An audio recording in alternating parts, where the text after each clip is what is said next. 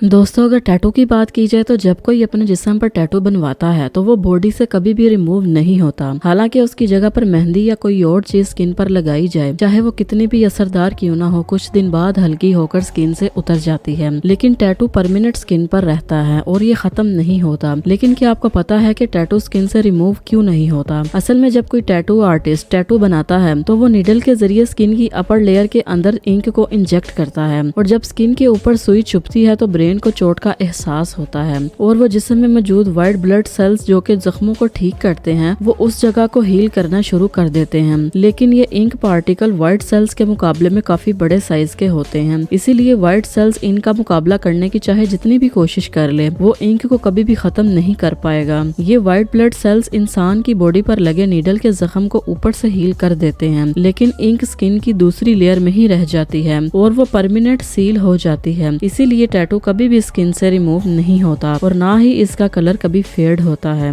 ऐसी informative videos के लिए चैनल को सब्सक्राइब करना ना भूलें। Thanks for watching. Allah Hafiz.